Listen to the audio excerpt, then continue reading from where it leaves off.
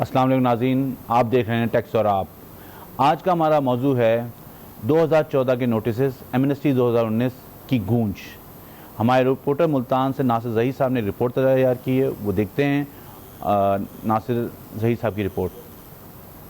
औलिया का शहर मुल्तान मुल्क के दीगर बड़े शहरों की तरह कारोबारी मराकज का गढ़ माना जाता है। जनूबी पंजाब के सबसे बड़े शहर मुल्तान में पावरलूम इंडस्ट्री समेत दीगर शोबाए जिंदगी से वाबस्ता कारोबार हो रहे हैं, मगर मुल्तान शूटिंग के हवाले से पाकिस्तान में पहले नंबर पर है। हमें तो कोई बेनिफिट नजर नहीं है। हमें तो हमेशा टैक्स चोर कहा गया है कि जब आप टैक्स नहीं देते, हम टैक्स देना चाहते हैं। हमारी जंग भी यही है कि हम टैक्स देना चाहते हैं। जो टैक्स पे कर रहे हैं, अभी तक उस टैक्स पे करने का कोई गवर्नमेंट ने अवाम में या पब्लिक में कोई ऐसा रिलीफ नहीं दिया है जो रिलीफ देना चाहिए था।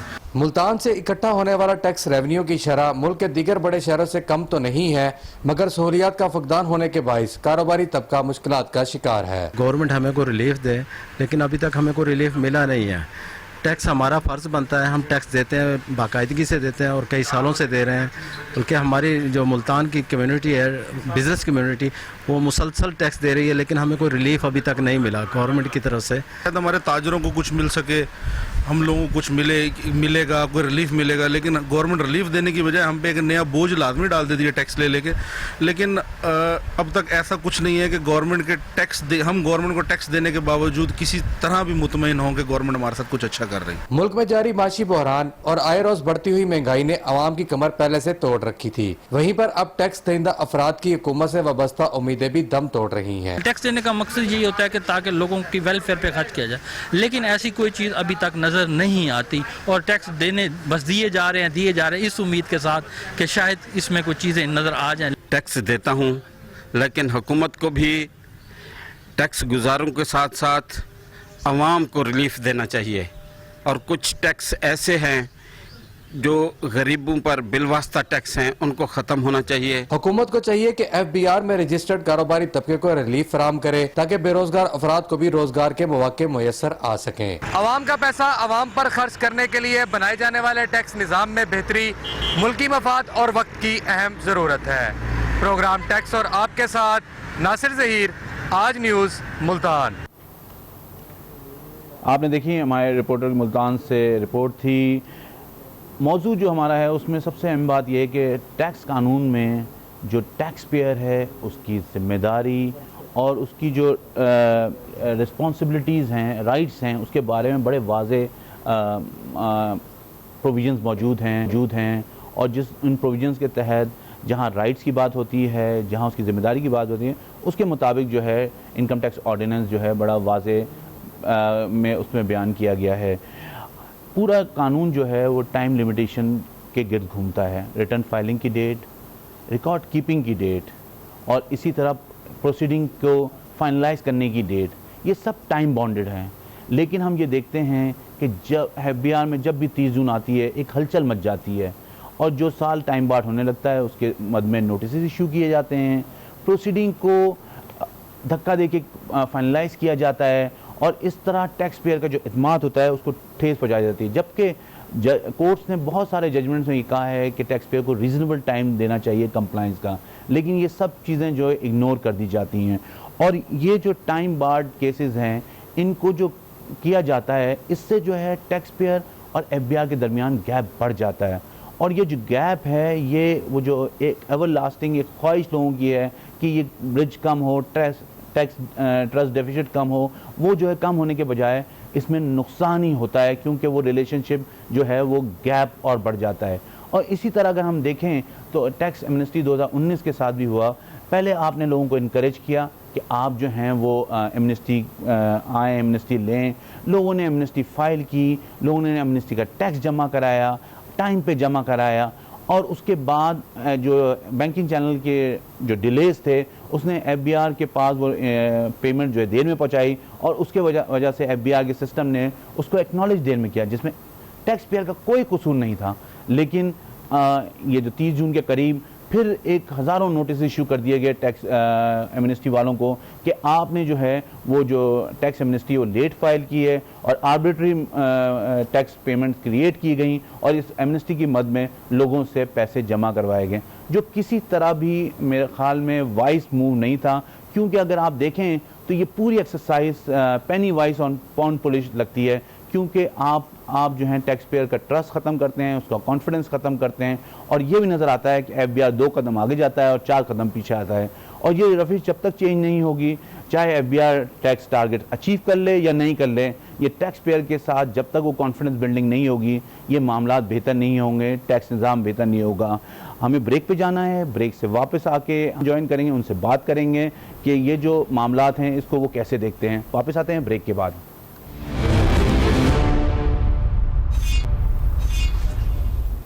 नाज़रीन, हमें ज्वाइन किया है सलमान नईम साहब ने, ये MP हैं पंजाब असम्बली से, और हमारे साथ मौजूद हैं मोहम्मद अहमद साहब, president Islamabad chamber of commerce से, और हमारे साथ मौजूद हैं रेहान सिद्दीकी साहब जो फॉर्मर प्रेसिडेंट है कराची टैक्स बार से। अपने मेहमानों से बात करते हैं। मैं पहले जाऊँगा सलमान नईम साहब की। सलमान साहब, बहुत शुक्रिया, आपने हमारे लिए वक्त निकाला जी। बहुत शुक्रिया, आपने इनवाइट किया जी। Thank you. सलमान साहब, जो बुनियादी आपको सवाल है वो ये है कि आप क्या समझते हैं पाकिस्तान का टैक्स निज़ाम कैसा है और ये कैसा होना चाहिए? कोई आप क्योंकि आप पाकिस्तान की सबसे बड़ी प्रोविंशियल असम्बली के मेंबर हैं, तो आप क्या देखते हैं किस तरह का निज़ाम होना चाहिए? पाकिस्तान के टैक्स के निज़ाम में बहुत सारी रिफॉर्म्स की ज़रूरत है, और पाकिस्तान तहरीक इंसाफ का जो इतना बड़ा वोट बैंक यहाँ से पंजाब में उनको हुकूमत मिली और PMLN को डिफीट किया उन्होंने, उसके पीछे हम लोगों का वादा यही था कि हम लोग जब आएंगे तो टैक्स रिफॉर्म्स लेके आएंगे, और उसके बाद पुलिस रिफॉर्म्स लेके आएंगे। हर शोबे में हम जो है रिफॉर्म्स लेके आएंगे ताकि आवाम को जो है वो रिलीफ मैक्सिमम हम दे सकें। तो मैं समझता हूँ कि उसके बाद खासतौर पे अगर हम इस साल को देखें तो कोरोना वायरस ने पूरी दुनिया को जैसे डिस्टर्ब किया, तो पाकिस्तान भी बहुत डिस्टर्ब हुआ। तो पाकिस्तान का टैक्स का निज़ाम, इकॉनमी बहुत ज्यादा डिस्टर्ब हुई। उसके बाद से फिर अब इंशाल्लाह उम्मीद करते हैं कि अगले जो 3 साल हमारे पास बाकी हैं उसमें हम कुछ बेहतरी ला सके, कुछ रिफॉर्म ला सके। आम लोगों की राय है कि बजट पे कोई डिलिब्रेशंस नहीं होती हैं असेंबली में, और ये प्रॉपर जो रिप्रेजेंटेशन है, लोगों की आवाज असेंबली से नहीं पहुंच पाती। आप क्या समझते हैं इस बारे में? जी, मैं समझता हूँ कि ये जो राय है वो बिल्कुल ठीक है, क्योंकि हर पार्टी, जो अपोजिशन पार्टी होती है, उसके हर मेंबर को पता होता है कि मैंने हर अच्छी चीज को भी अपोज करना है, और जो गवर्नमेंट में लोग बैठे होते हैं वो मतलब उनको भी पार्टी की तरफ से इंस्ट्रक्शंस होती हैं कि उन्होंने हर चीज को डिफेंड करना है, चाहे वो अच्छा है या बुरा है। तो मैं समझता हूँ कि लोगों को जो है ना वो अपनी आवाम की नुमाइंदगी का असल हक अदा करना चाहिए। जो चीज बुरी हो उस पर बात करनी चाहिए ताकि उसमें भी बेहतरी लाई जा सके। ठीक है, बहुत शुक्रिया। मैं जरा दूसरे मेहमानों की तरफ जाता हूँ, फिर आपकी तरफ वापस आता हूँ। अहमद साहब, बहुत शुक्रिया, आपने हमारे लिए वक्त निकाला। अहमद साहब को मेरी आवाज आ रही है? जी आ रही है, आपको आ रही है आवाज? जी बिल्कुल आ रही है। अब इस वक्त जो FBI ने रेवेन्यू टारगेट था वो अचीव कर लिया है, और उन्होंने कहा 50 अरब जो है एक्सेस आ गया है। तो कोविड-19 के बाद बिजनेस एक्टिविटी भी आप लोग कह रहे थे कि स्लो है, लेकिन टैक्स कलेक्शन अच्छा हो गया। तो ये किसकी परफॉर्मेंस है ये? सर ये तो मेरे ख्याल है कोई स्पेशल अल्लाह पाक का कोई ऐसा करम है कि जो पहली दफा I think in the history of Pakistan को FBI का टारगेट पहली दफा मीट हुआ है। और कीपिंग इन व्यू के जिस तरह से हालात वाकयात कोविड-19 में आखिरी क्वार्टर तो हमारा बिल्कुल भी कारोबार नहीं हुआ। अगेन अगर ये ऐसा अचीवमेंट हो गई है तो वी शुड एक्सपेक्ट कि now this is the time कि एटलीस्ट शॉर्टफॉल नहीं हुआ और अब मुसीबत में नहीं है। तो आप इस नंबर पर आप रिलायंस करते हैं, मतलब आप समझते हैं कि ये नंबर सही है?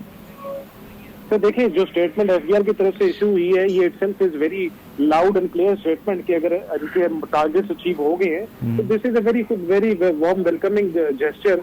लेकिन अब इस चीज के ऊपर से बिजनेस कम्युनिटी को फोर फ्रंट इनको फैसिलिटीज प्रोवाइड करनी चाहिए।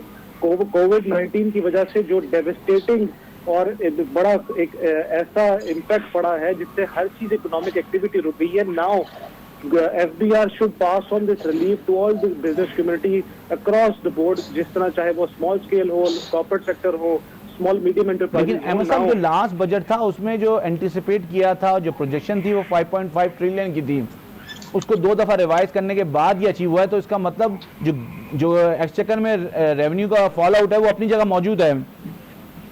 देखिए, इस चीज में अगर टेक्निकलिटीज में जाते हैं तो यस, अभी मैं आपको वो देख रहा था इस इंटरव्यू से पहले कि एमएनएसटी भी थी। एमएनएसटी के तौर के ऊपर भी आपको बहुत ज्यादा रेवेन्यू इकट्ठा हुआ है। Plus if in detail you want me to go, तो देखिए आपकी इकोनॉमिक एक्टिविटी नो डाउट ये जो टैक्स के चक्कर को कलेक्शन करने में और CNIC कंडीशन में अपने टैक्स मॉडर्न करने में बहुत सी एक्टिविटी स्लो डाउन हो चुकी थी। CNIC कंडीशन एक ऐसी कंडीशन थी जिसकी वजह से एक्टिविटी रुक गई। कलेक्शन ज्यादा होना is not an achievement, which in my view, in prospect of a businessman, it is not a big achievement. Big achievement ये होती है सर कि economic activity, circulation of money is too much. आपका economic growth कितना हुआ है? Last year हमारी target projection ये थी सेल्स की, आज कितनी है? अगर वो रेवेन्यू सर्कल हमारा ज्यादा है उसमें से कलेक्शन हो तो दैट्स सही है। टैक्स ईयर 2014 जो है 30 जून को टाइम बार्ड हो गया। FBI ने उसको 6 महीने की एक्सटेंशन उसकी जो है उन्होंने सर्कुलर के जरिए हो गई। आप क्या समझते हैं कि ये अच्छा इकदाम है या मतलब इसको क्लोज हो जाना चाहिए फॉर ऑल प्रैक्टिकल पर्पसेस? देखिए सर ये जो टैक्स 2024 जो नोटिस है इस नोटिस के ऊपर आपका बेसिकली 5 साल की टाइम पीरियड होता है। ऑटोमेटिकली 5 साल के बाद आपका टाइम बार्ड हो जाता है। Whatever the cases regards to income tax, sale tax कुछ भी नहीं ओपन हो सकते।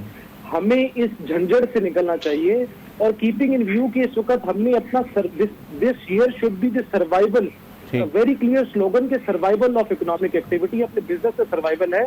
इसको एक्सटेंड कर देना और एक फिर एम्पावर कर देना अपने कमिश्नर्स को कि वो आपके पुराने ऑडिट खोल सकते हैं। आई थिंक ये एक फिर क्वेश्चन मार्क है कि वाई अगेन। और दूसरा सर ये कब तक इस चक्कर में चलते रहना है? ये कौन सा वो निजाम है जिसमें अभी तक हम फंसे हुए हैं कि साल के एंड में स्कूलों में भी निजाम बदल चुके हैं जिससे साल में एंड में जाके ठीक है, बिल्कुल आपकी बात सही है। मैं आपके पास वापस आता हूं, फिर आपसे पूछता हूं कैसा निजाम चाहिए। रेहान साहब सिद्दीकी साहब ने मुझे ज्वाइन किया, ये former president Karachi tax bar के।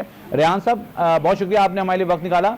आप कैसे समझते हैं ये जो एक्सटेंशन आई है 2014 की जो सर्कुलर के तहत, और ये क्या बार की डिमांड थी और क्या प्रोफेशनल भी इसको डिमांड कर रहे थे? बहुत बहुत शुक्रिया अनवर साहब आपका। इसमें मैं आपको इसके 2 हिस्से मैं करूंगा आपके सवाल के। जो सर्कुलर आया उस रेफरेंस से, एक तो 2014 के केसेस का और बाकी जो है वो ऑनगोइंग बाकी जो सेक्शन में प्रोसीडिंग्स है उसके हवाले से। ये जो 214A का जो पावर है ये मुख्तलिफ सेक्शन में भी है, सेल्स टैक्स में भी है, फेडरल एक्साइज में, इनकम टैक्स में 214A के लिए हवाले से के कंडोनेशन है उनको के टाइम लिमिटेशन का वो करते हैं। हमें इसको देखना पड़ेगा कि जो 2014 का हम पहले डिस्कस करते हैं जो केसेस हैं वो ऑलरेडी टाइम बार हो चुके थे। लाहौर हाई कोर्ट का डिसीजन था, फिर सुप्रीम कोर्ट का डिसीजन आया कि जी दिसंबर 2017 तक कर दें, क्योंकि ये ऑडिट पॉलिसी 2015 के ज़माने में होनी थी जिसमें ये कहा गया था कि जिस साल आप ये इशू कर रहे हैं उसी साल इसको खत्म कर देंगे। मगर फिर लाहौर हाई कोर्ट में केस डेलिबरेट हुआ, सुप्रीम कोर्ट में, तो इसकी डेट बढ़ा दी गई दिसंबर 2017 तक। और ये फिर FBI का एक 2018 का एक लेटर था जिसमें उन्होंने कहा कि ये लाहौर हाई कोर्ट का डिसीजन लेटर स्प्रिट से फॉलो हो। अचानक फिर दिसंबर 2019 में, ये कोविड से पहले की बात है, अभी हम कोविड की बात नहीं कर रहे हैं क्योंकि इस सर्कुलर में इन्होंने रेफरेंस दिया सिर्फ कोविड का और ये करंट हालात की वजह से। तो ये तो पास एंड गॉन ट्रांजैक्शन थी। 2019 में दिसंबर में उन्होंने 4 दिसंबर को एक सर्कुलर किया कि जी इसकी डेट 2020 हो गई है जून, जिस पे हमारे बार की तरफ से एक लेटर गया था, हमने फरवरी में लिखा कि ये आप कराची टैक्स बार से ये हमारी कराची टैक्स बार से हमने एक लेटर लिखा कि ये आप बढ़ा ही नहीं सकते हैं क्योंकि ये ऑलरेडी टाइम बार इशू है, ये सुप्रीम कोर्ट का डिसीजन है, कंटेम्प्ट है, जिसपे हमने अब लेटर भी उनको लिखे थे और बाद ऑफिसर ने इस पे एक्शन भी नहीं ली है। मगर अब इसका ये सर्कुलर का आना ये obviously clear cut supreme court के डिसीजन के अगेंस्ट में है। और जो हमारे कराची टैक्स बार ने इसके बारे में बड़ा स्ट्रांगली लिखा था, ये पावर आपको दिया गया है। हाँ, अब ये पावर किस लिए है, ये पावर के बारे में भी जजमेंट है कि ये पावर सिर्फ यूज होगा अगर कंडोनेशन टाइम लिमिट का, तो ये आपके टैक्स पेयर के फेवर में होगा। और ये भी डिसीजन है हाई कोर्ट वगैरह के कि ये आप जो ऑलरेडी टाइम बार हो चुके हैं उसको आप दोबारा कंडोन नहीं कर सकते। तो आप ये 2014 का तो हो ही नहीं सकता। तो आप ये समझ रहे हैं कि ये ऑलरेडी टाइम बार हो गया और ये होना नहीं चाहिए था? हो ही नहीं सकता, ये हो ही नहीं सकता। अगर वो कर भी देंगे तो ये तो कोर्ट में जाएगी चीज, ये तो हो ही नहीं सकता। 2014 का केस तो वो उठा ही नहीं सकते। ठीक है, तो अब जो बाकी कंडोनेशन है उसमें भी उनको टैक्स पेयर फ्रेंडली, फिर तो आप हर चीज नहीं। तो पाकिस्तान टैक्स बार ने भी एक लेटर लिखा है जिसमें उन्होंने रिक्वेस्ट की थी कि इसको एक्सटेंड कर दिया, तो उसको आप कैसे देखते हैं? देखिए, हमारा कराची टैक्स बार का बहुत स्ट्रांगली था कि ये हो नहीं सकता और उसी जुमन में हमने सस्पेंशन का भी एक लेटर अभी जो है जून 15 को लिखा है कि ये सारे नोटिस जो कोविड का, अगर आपको कोविड का ही बहाना है तो कोविड के लिए तो फिर आप सारी प्रोसीडिंग जो करंट 2019 की भी आप कर रहे हैं, नोटिस दिए हुए, 2015 से 19 तक के नोटिस आए हुए, तो जब अगर टैक्स पेयर का क्योंकि कोई कॉन्टैक्ट ही नहीं है ना कंसल्टेंट का उससे हो रहा है, तो फिर आप इसको सबको सस्पेंड करें ना। ठीक है, आपको अगर करना है तो आपको सस्पेंड। ठीक है, तो आप ये कह रहे हैं कि इसको विड्रॉ करना चाहिए। विड्रॉ देखिए, आप अनवर साहब, आप खुद माशाल्लाह वकील हैं, हमारे दोस्त हैं, आपको बताएं कि सुप्रीम कोर्ट का डिसीजन के बाद इसकी क्या हैसियत रह जाती है अगर इसके 2014। ठीक है रेहान, मैं आपको पॉइंट आ गया, मैं आपके पास वापस आता हूँ। सलमान नईम साहब, आप जो है हमने बात की किस तरह का टैक्स, आप क्या समझते हैं पाकिस्तान में जो टैक्स फाइलर्स हैं वो कम होने की वजह क्या है, और क्या आपकी हुकूमत क्या काम कर रही है इसको बढ़ाने के लिए? सिर्फ 2 साल हो गए आपकी हुकूमत को, अभी नंबर्स में कोई सिग्निफिकेंट इजाफा नजर नहीं आ रहा। जी मैं समझता हूँ कि पाकिस्तान में लोगों को इतनी अवेयरनेस नहीं है, टैक्स अगर वो देंगे तो उनको क्या फायदे हासिल होंगे। जी। पिछले साल जैसे एमनेस्टी स्कीम गवर्नमेंट ने जो है ना वो अनाउंस की, और उसके बाद बहुत सारे लोग जो पहले फाइलर्स नहीं थे वो फाइलर कैटेगरी में आए और टैक्स जो नहीं देते थे वो लोग, उन्होंने अपने एसेट्स डिक्लेयर किए।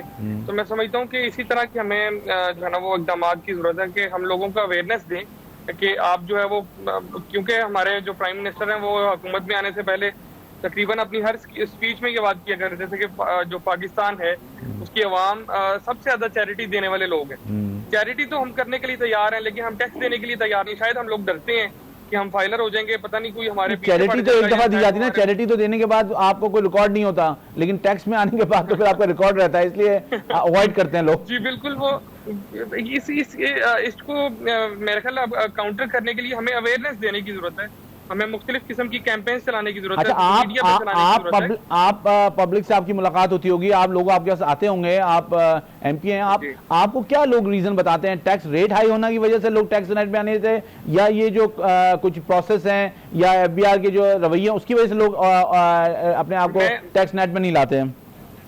मैं समझता हूँ कि जो दूसरी बात आपने की, जो टैक्स फाइलर होने का जो प्रोसेस है उसको बेहतर करने की जरूरत है, ताकि एक आम आवाम, एफबीआर का रवैया भी फिर आपके सामने, और बहुत सारे लोग डरते हैं कि शायद हम एक दफा अगर फाइलर हो जाएंगे तो अगले साल पता नहीं हमारे ऊपर वो डबल टैक्स लगा देंगे। तो लोगों को मेन चीज ये है कि लोगों को अवेयर करने की जरूरत है कि ऐसा कुछ भी नहीं है। आप जो है वो वन विंडो जो है ना वो ऑपरेशन होना चाहिए। अगर कोई फाइलर होना चाहे तो उसको जो है ना हम फैसिलिटीज प्रोवाइड करें, ना कि हम उसके लिए रुकावटें खड़ी करें। सही है, तो वन विंडो ऑपरेशन होना चाहिए। आप कह रहे हैं कि ईज लोगों को दें तो लोग जो है वो इनकरेज होंगे और आएंगे। जी बिल्कुल, लोग टैक्स देने के लिए तैयार है, क्यों नहीं लोग देंगे? अगर लोगों के पास इतना पैसा है तो लोग टैक्स देने के लिए तैयार है। इस निजाम को बेहतर करने की जरूरत है और लोगों को समझाने की जरूरत है कि इसमें आप लोगों की बेहतरी है अगर आप लोग टैक्स देंगे तो। ठीक है, मैं आपके वापस आता हूँ। जी अहमद साहब, आप ये देखा 2014 के हवाले से आपने भी कहा कि ये बड़ा मतलब होना नहीं चाहिए इसको, रेहान साहब ने भी इसको बड़ा स्ट्रांगली उनको कंडेम। आप क्या समझते हैं कि ये जो 2020 का साल है इसमें लोगों के टैक्स रिटर्न्स हैं, डेफिनेटली उसमें फर्क आएगा और डिस्क्लोजर्स में, तो क्या आप समझते हैं कि इस साल की जो रिटर्न्स फाइल होंगे उनको ऑडिट से एग्जेम्प्ट होना चाहिए?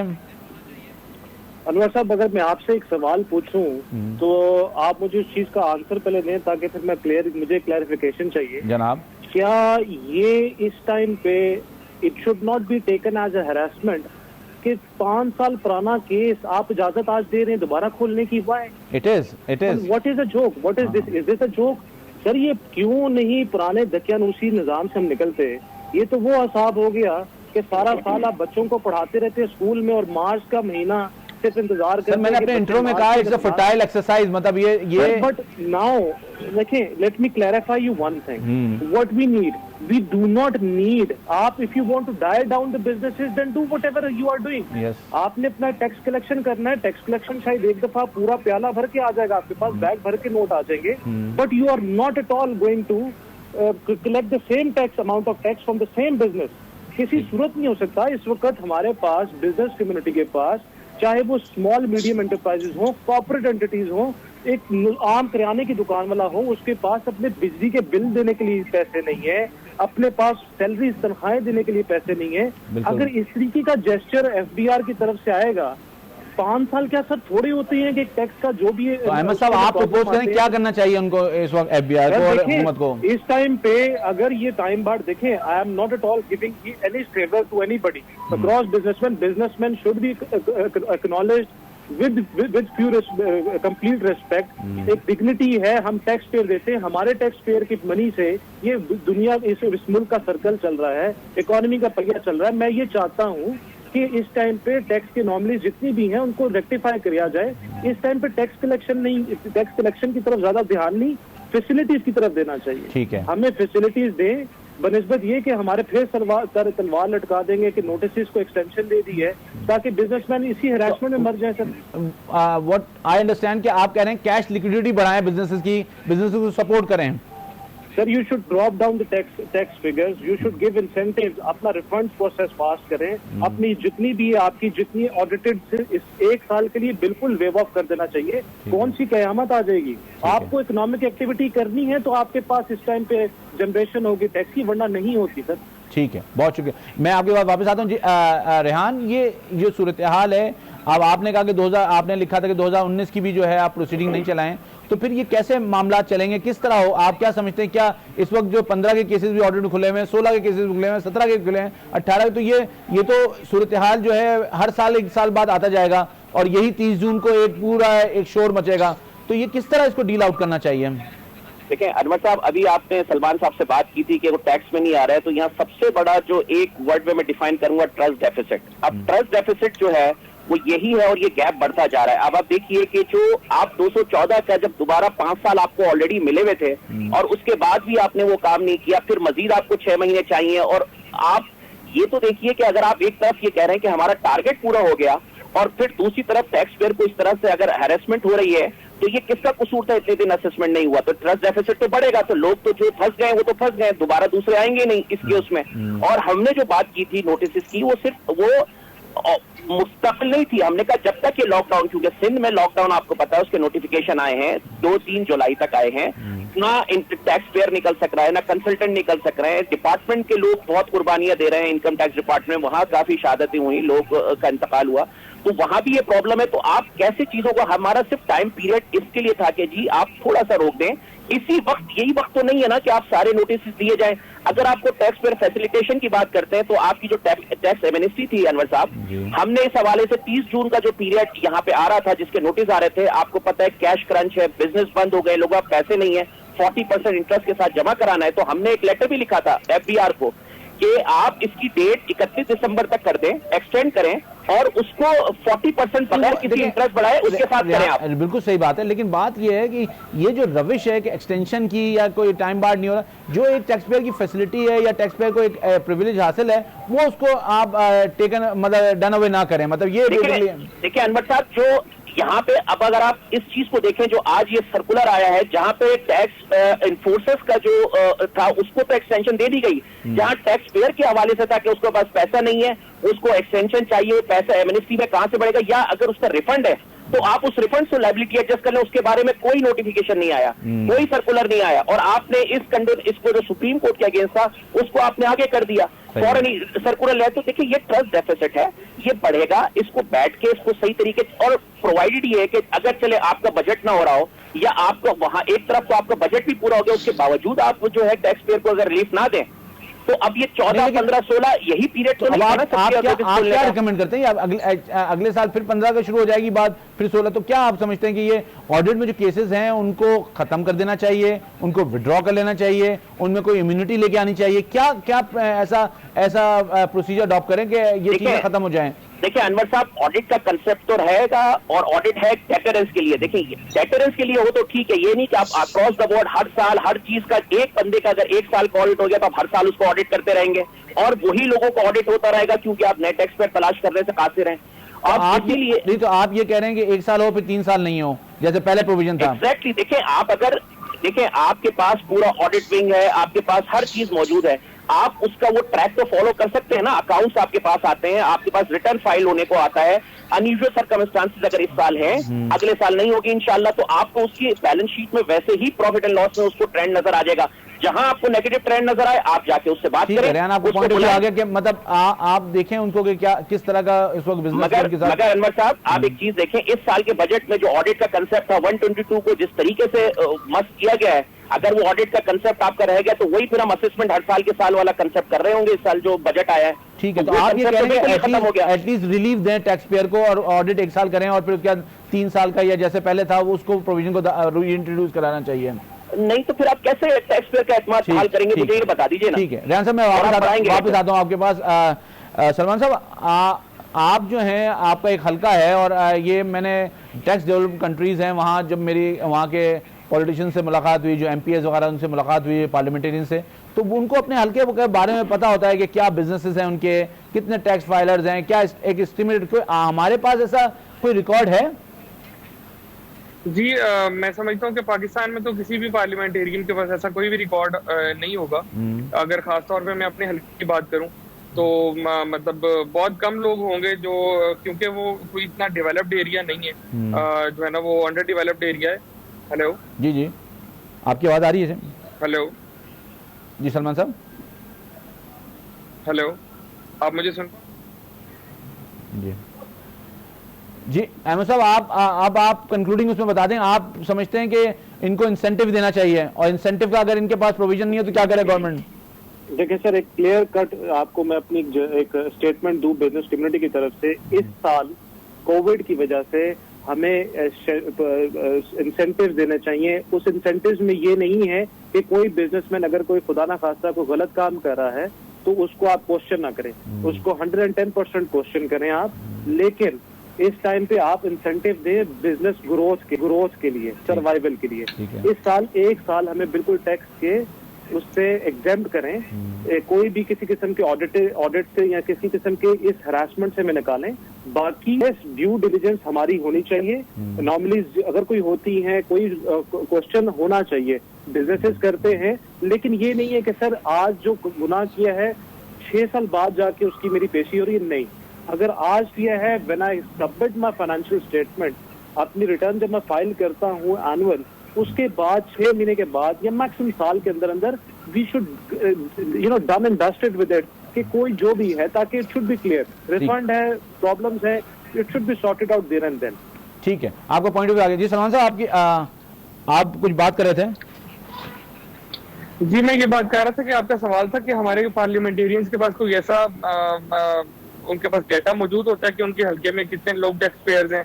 मैं आपको ये जवाब दे रहा था कि यहाँ पर, हाँ यहाँ पर कोई, मैं समझता हूँ कि पाकिस्तान में तो किसी पार्लियामेंटेरियन के पास कोई इस तरह का डेटा मौजूद नहीं होगा कि उसके हल्के में कितने लोग टैक्स पेयर हैं। और मतलब ये तो खैर पता होता है कि कौन सी इंडस्ट्री हमारे हल्के में अगर कोई काम कर रही है वो टैक्स दे रहे हैं नहीं दे रहे, लेकिन आप जो है वो डीपली जाके नहीं लोगों को देख सकते कि वो लोग टैक्स पेयर्स हैं नहीं है, क्योंकि लोगों के साथ जो हमारी बातचीत भी होती है, जब हमारे हल्के के लोगों के साथ हमारी बातचीत होती है तो उनका मेन फोकस जो है ना वो आप समझते हैं कि पाकिस्तानी जो अवाम है वो डेवलपमेंट पे और राब्तों पे और थाने कचहरी की सियासत पे जो है ना वो आज तक चलती आ रही है। कभी शायद इस तरह का टॉपिक भी डिस्कस नहीं होता एक MNA और MPA के अपने वोटर्स के दरमियान के भी वो लोग टैक्स देते हैं या नहीं देते। अगर हम लोग बात भी करना चाहें तो लोगों का इतना इंटरेस्ट नहीं है इस पर बात करने के लिए। वही बात आ गई जो मेरे भाई कह रहे थे कि हमें लोगों का इंटरेस्ट डेवलप करना पड़ेगा और लोगों को अवेयरनेस देनी पड़ेगी। लेकिन आखिरी जाते जाते हमें प्रोग्राम इस वक्त सेगमेंट क्लोज करना है, तो आप ATL लिस्ट पे आपका नाम है? जी सॉरी, आपको सुन नहीं पाया। एक्टिव टैक्स पेयर लिस्ट पे आपका नाम है? मेरा बिल्कुल जी, मैं एक्टिव टैक्स पेयर जो। चले, बहुत शुक्रिया सलमान साहब आपका, बहुत शुक्रिया अहमद साहब, रेहान साहब, आपने हमारे लिए वक्त निकाला। नाज़रीन, आपने देखा हमारे मेहमानों ने बात की, बड़े वाज़ेह अंदाज में बात की कि FBI को इंसेंटिव देना चाहिए बिजनेस को ताकि वो सस्टेन कर सकें। ब्रेक के बाद हम आपके सवालात के जवाब देंगे और लाइव कॉल देंगे। वापस आते हैं ब्रेक के बाद।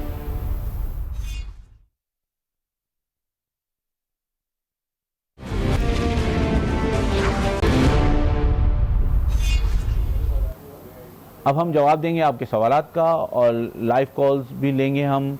आप नंबर हमारा नंबर आपकी स्क्रीन पे चल रहा है। आप हमें फ़ोन करना चाहें तो आप हमें फ़ोन कर सकते हैं, सवाल पूछ सकते हैं। आज का पहला सवाल है, क्या इनकम टैक्स कानून में प्रोसीडिंग कब टाइम बार्ड होती हैं? तो इसका सवाल ये कि ये अगर हम देखें तो ये 6 साल हो जाते हैं ऑल टुगेदर। अगर आप रिटर्न फाइल करें और जिस फाइनेंशियल ईयर में आप रिटर्न फाइल करते हैं उसके बाद 5 साल जो है उसमें जो है आपकी प्रोसीडिंग टाइम बार्ड हो जाती हैं। इसका मकसद ये होता है कि ये एक टैक्स पेयर को एक प्रिविलेज दिया गया है, एक टैक्स पेयर को एक ईज़ दी गई है कि एटलीस्ट 6 साल बाद आपकी प्रोसीडिंग टाइम बार्ड हो जाएगी। जो आपने डिस्क्लोजर किया हुआ है, जो आपने डिक्लेयर किया हुआ है, जो आपका टैक्स रिटर्न है, उसके बारे में एफबीआर सवाल नहीं करेगा। वो मनोवन वो एक्सेप्ट कर लेंगे और उस एक्सेप्टेंस की वजह से जो है आपका रिटर्न जो है वो क्लोज हो जाएगा और फिर प्रोसीडिंग जो है अगले साल पे चली जाएगी। तो ये एक टैक्स पेयर का प्रिविलेज है जिसको किसी तरह भी डन अवे नहीं करना चाहिए, किसी तरह भी उसको हटाना नहीं चाहिए, क्योंकि टैक्स पेयर जो आपके पास हैं इस वक्त पाकिस्तान में, ख़ास तौर पे दुनिया में भी सूरत हाल यही है, लेकिन पाकिस्तान में क्योंकि जो लोग टैक्स फाइल कर रहे हैं उनको आपको बहुत पैम्पर करना चाहिए, इसलिए कि पाकिस्तान की जो आबादी है 22 करोड़ आवाम में 25 लाख टैक्स फाइलर जो हैं वो एक बहुत ही एक ऐसा नंबर है जिसमें आपको ये तकलीफ होती है कि इतने कम टैक्स फाइलर क्यों हैं। तो जो लोग आ रहे हैं, जो लोग आपके पास टैक्स फाइल कर रहे हैं, उनको आप उनको फैसिलिटेट करें और उनके कानून में जो उनके राइट्स हैं उनको वो राइट्स पूरी तरह दें, विदाउट एनी डिले और विदाउट एनी कोई लिमिटेशन के बगैर उनके जो चीज़ें हैं वो उनको राइट्स हैं उनको दिए जाएं। आज का दूसरा सवाल है, टैक्स कानून में टाइम लिमिटेशन की क्या अहमियत है? जैसे मैंने कहा, टाइम लिमिटेशन की अहमियत बहुत है।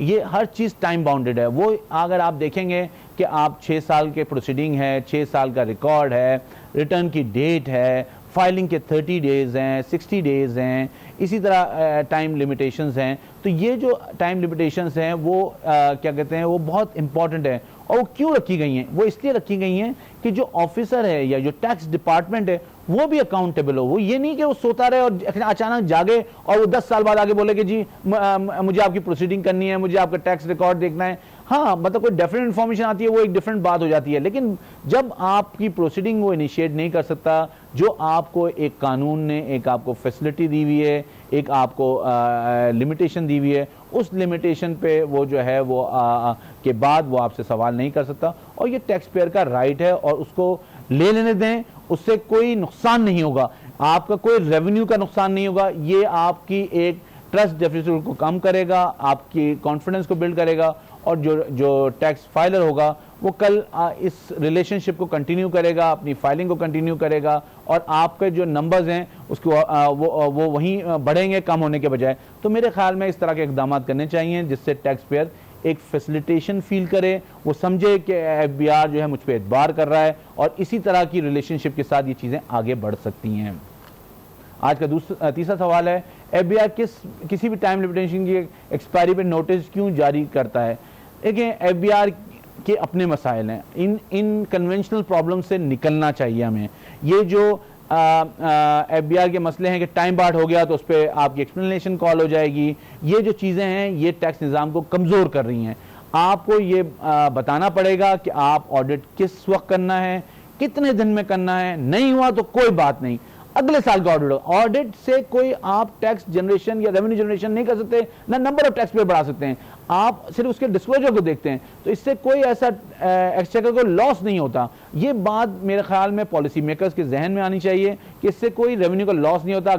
अगर कोई स्टैटिस्टिक देखी जाए तो जो है ऑडिट से कोई रेवेन्यू जनरेशन नहीं हुई, तो इसलिए इस पे कभी भी कोशिश नहीं करनी चाहिए कि जो टाइम लिमिटेशन पे अगर कहीं क्रॉस होने जा रही है तो उस पे आप जो है कोई हार्ड या हैरेसमेंट करें, उसकी ज़रूरत नहीं है। अब जैसे ये जो इकदाम हुआ है, जो सर्कुलर के जरिए उन्होंने 6 महीने की डेट बढ़ाई है, अब उसकी कोई रीज़न नहीं थी। एक चीज़ टाइम बार्ड हो गई, टाइम बार्ड हो गई। अगर उसमें कोई कसूर किसी का है और आप उसको पेनलाइज करना चाहते हैं तो मेरे ख्याल में वो 6 साल पुरानी बात हो गई, आगे बढ़ना चाहिए।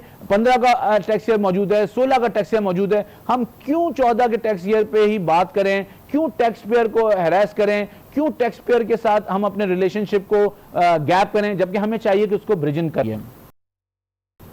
आज 14 साल, क्या एफबीआर टाइम लिमिटेशन को खुद से बढ़ा सकता है? ये सवाल जो है एफबीआर के जो सेक्शन है 214A उसमें है, लेकिन ये इसकी जो अगर लोग इंटरप्रिटेशन कर रहे हैं वो ये कह रहे हैं कि वो टैक्स पेयर को फैसिलिटेशन के लिए बढ़ाई जा सकती है, वो प्रोसीडिंग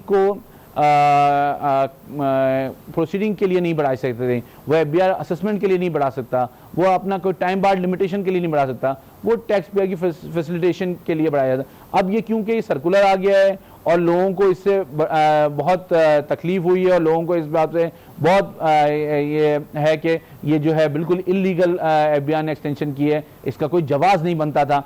तो अब ये मेरे ख्याल में कोर्ट में जाके इंटरप्रेट होगा, लेकिन ये कि लोग इस बात पे बहुत क्लियर हैं कि ये जो है ये नहीं होना चाहिए था और इस तरह के इकदाम करने से FBI को मतलब गुरेज करना चाहिए। आज का 5वां एमनेस्टी 2009 में 1 साल बाद नोटिस क्यों जारी किए जा रहे हैं? ये देखें, ये यही चीज़ें हैं जो बारहा बहुत दफ़ा FBI के, आज से नहीं, मैं 20 साल से ज़्यादा मैं इस प्रोफेशन में मुझे हो गया है और मैं ये देखता आ रहा हूँ कि FBI इसी तरह की चीज़ों के साथ जो है ना अपने इमेज को, अपने टैक्स पेयर के साथ रिलेशनशिप को और पेनी वाइज पाउंड फुलिश हरकत होती है, इससे कोई ना उनको अचीव होता है, लेकिन ये कि वो इस तरह की चीज़ें करते हैं। अब एमनेस्टी 2019 जो है फाइल हुई 30 जून 2019 को, वहाँ पे लोगों से आपने टैक्स ले लिया, अब उसके बाद आपके सिस्टम ने उसको रिसीव किया नहीं, आपने जिस बैंक को ये काम दिया कि वो पेमेंट ले उसने डिले किया। तो अगर लोगों ने पेमेंट कर दी है तो उस पेमेंट को, उस ट्रांजैक्शन को क्लोज कर देना चाहिए, क्योंकि वो लोग एमनेस्टी में आपके पास आए हैं, वो लोग पहले टैक्स पेयर नहीं थे, वो आपके पास आपके कहने पे कि आप आए एमनेस्टी पे, हम आपको फैसिलिटेट करेंगे, तो वो आपके पास आए हैं, उन्होंने अपने डिस्क्लोजर्स किए हैं। इस इतने सालों में आप उनको आइडेंटिफाई नहीं कर सके थे, वो खुद आपके पास चल के आए हैं। तो आप अगर वो आपके पास चल के आए हैं तो आप उनको फैसिलिटेट करें, रादर कि आप उनसे और टैक्स कहें कि जी ये 2 लाख रुपए आपने कम दिए हैं, 1 लाख रुपए आपने कम दिए हैं, 5,000 आपने कम दिए हैं, 10,000 आपने कम दिए हैं। ये जो बातें हैं ये आपको लॉन्ग रन में मेरे ख्याल में बेनिफिशियल नहीं होंगी। और ये इन्होंने लोगों से पैसे लिए, अब लोगों की मिनिस्ट्री स्टेक पे थी तो उन्होंने कंसल्टेंट से पूछा, जो भी उनके लोग थे उन्होंने सब ने ये एडवाइस किया कि इस पर रिस्क नहीं लें क्योंकि आप ऑलरेडी एक्सपोज हो गए हैं। तो ये अगर आप एक्सपोज करके इस तरह लोगों से पैसे लेना या आपके सिस्टम का कोई प्रॉब्लम है तो सिस्टम को अपने तौर पे आपको एड्रेस करना चाहिए था, देखना ही चाहिए था कि टैक्स पेयर के अकाउंट से अगर पैसे चले गए हैं तो फिर आपको उस एमनेस्टी का बेनिफिट उसको देना चाहिए था, विदाउट आस्किंग कि आप कोई फर्दर टैक्स दें या फर्दर एमनेस्टी में कोई पेमेंट करें। आज का 6वां सवाल है, एमनेस्टी 2000 के नोटिस से टैक्स पेयर का एतमाद। बिल्कुल, ये तो बिल्कुल एक वाज़ेह बात है कि टैक्स पेयर का एतमाद जो है वो मुतासिर हुआ है। जो लोग एमनेस्टी में, मुझसे भी लोगों ने बातें की आए कि जी एमनेस्टी में जो ये सूरत हाल है इसमें आप ये तो बड़ा बुरा किया है बयान, हमने तो पूरी पेमेंट कर दी है और हम एक्स अमाउंट क्यों दें। तो ये जो है उनके नज़र में ये आ गया कि यार ये हमने जो है बेवकूफ़ी कर दी है, हमने फाइल करके, और या हर साल हमारे साथ इसी तरह की चीज़ें होंगी। तो ये जो चीज़ है ना ये बड़ी मेरे ख्याल में तकलीफ दे है और ये टैक्स निज़ाम को कमज़ोर करने में मेरे ख्याल में ये बहुत इसका किरदार है। और इस चीज़ को किसी तरह भी FBI को मेरे ख्याल में इस पर रुकना चाहिए और इस बात पे बड़े वाज़ेह अंदाज में उनको अपना मौक़िफ़ देना चाहिए और टैक्स पेयर को ये बताएं कि हम आपको फैसिलिटेट करने के लिए मौजूद हैं। मेरे ख्याल में हमारे सवालात जो थे वो हमने उसके जवाब दे दिए और अब आप हमारे ट्विटर हैंडल पे और फेसबुक पेज पे भी हमसे सवालात पूछ सकते हैं, हमें फ़ीडबैक भी दे सकते हैं। ये जो हम कोशिश कर रहे हैं ये टैक्स निज़ाम की को बेहतर करने के लिए ये हमारी कोशिश है, लेकिन जो सबसे अहम बात है कि आपको अपना ड्यू टैक्स देना है। इस बात से आप बरिज़्ज़िम्मा नहीं हो सकते कि जो आपका ड्यू टैक्स है वो आपने देना है। ठीक है, हम आपके लिए आवाज़ उठाते रहेंगे, जो आपके ख़िलाफ़ हैरेसमेंट की बात होगी उसकी भी आवाज़ उठाएंगे, लेकिन अपने आप को टैक्स फाइलर करें, अपना टैक्स पे करें ताकि आप पाकिस्तान के एक्सचेकर में कंट्रीब्यूट कर सकें और पाकिस्तान की तरक्की में अपना किरदार अदा करें। मजबूत टैक्स निज़ाम, मजबूत पाकिस्तान। अल्लाह ने निगहबान।